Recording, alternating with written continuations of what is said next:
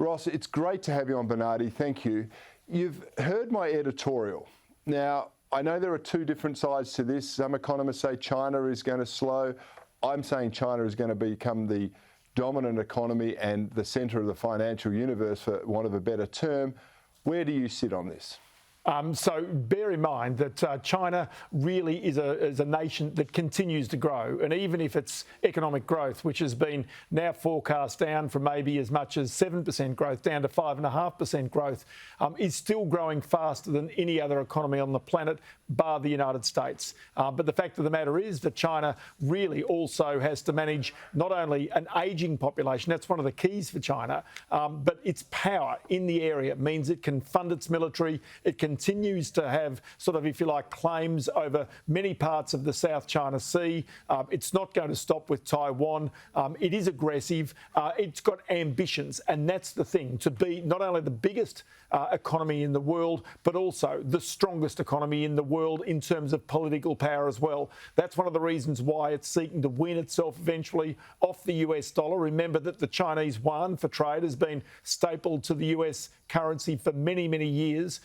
That's effectively so they always get a better deal when they're selling goods overseas. And so, interestingly, it will be curious to see what happens when perhaps it and even China and Russia get together and really try to take, if you like, emphasis away from that US currency long term. Yeah, Ross, this is the thing that piqued my interest this week. I mean, there are already some Russian banks that are using, I think it's CIPS, CIPS, the Chinese clearing bank, interbank clearing system. There's suggestions that a whole load others will join now that they've been excluded from the US-dominated clearing system. And then Saudi Arabia, another massive oil producer, has suggested they're going to consider some yuan-denominated oil contracts. All of this suggests to me China is getting stronger globally rather than weaker, as many would hope it is. Well, you know, the answer is more ambitious. I think that's what the key is. And you've certainly seen this in terms of its, shall I say, reticence to actually come forward and condemn Russia for its invasion of Ukraine. It's also a situation where it understands it might have its own territorial battles, especially with Taiwan in the near future, and might need the assistance of Russia when it comes to global support for such a move, if it ever comes. The other interesting aspect of this that I find is Australia's role. And the reason why China has been relatively or very aggressive towards Australia over a long period of time is because of Australia's strategic importance to China. So we are one of the biggest trading nations with China on earth, mainly because of iron ore. Now, China cannot do without our iron ore. There is not enough iron ore coming out of Brazil, for example, that could replace what Australia right now sells to China. So it's $226 billion a year of iron ore. It's rising. And the reason why China is really, if you like, thwarted and thumbed its nose at the free trade agreement that we have signed with them is largely because it knows just how strategically important it is to get that iron ore. Now, coal, for example, it's even recently started to relent on many of its hard bans on Australian coal because, like the rest of the world, it needs energy.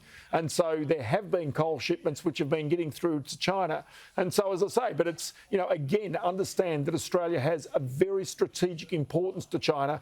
And this is one of the reasons why it doesn't want necessarily Australia to drift so much closer as it has through AUKUS and other initiatives to the United States and to other parts of the world. Well, I think many people are aware of the difficulties for Australia if, you know, China decides to cut us loose or apply more pressure to us.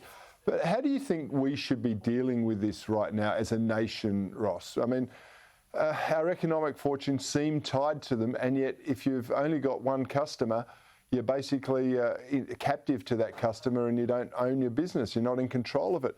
That's what my dad always taught me. How do you see it? Well, what I'd suggest right now is that Australia has got to get so much closer to India long term.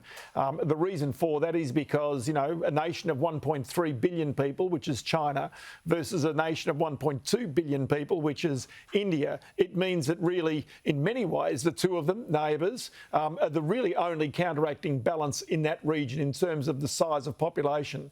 The one long-term weakness of China is it's the age of its population. Its one-child policy caused an ageing population. And what you generally know, and you can see this in Japan, is if you do have a rapidly ageing population, then what you end up having is a much slower moving economy.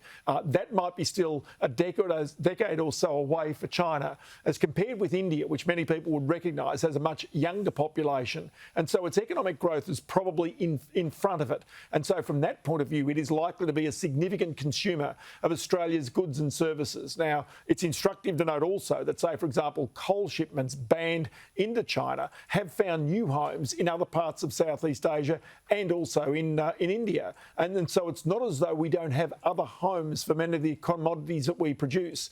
But India really, I think, is one of the great hopes for Australia. And in many ways, I guess, with, sort of the English heritage over a period of time, and even shared values that come even from cricket. It sounds simplistic, I know, but it's there.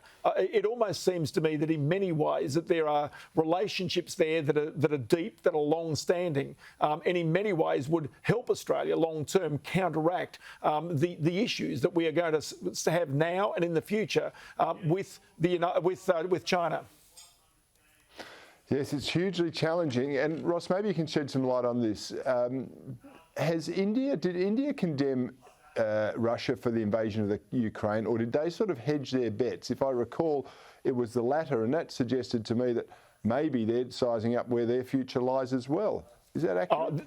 There's no doubt, and I think that's true. But if you look at the history of Afghanistan, in particular to the north of India, with Russia and the United States having been there, you can understand that it is on the other side of Pakistan. Both of those are nuclear powers. I'd sense that that's the reason why they've got to be very careful about the messages they do send. But you're right, they have hedged their bets. And this is, again, another reason why Australia has really got to, if you like, put its full charm offensive with the United States, into China, into India rather, to make certain really long term you've just got two populations of equal size that are genuinely a buffer. And we know already that there are many disputed territories between China and India where at one stage they were literally throwing sticks and rocks at each other, but they're fully armed. And the problem is therefore that there are already border disputes and disputes between the two. So, in many ways it's about where the values lie. You'd like to think you live in a perfect world and you can be friends with everybody,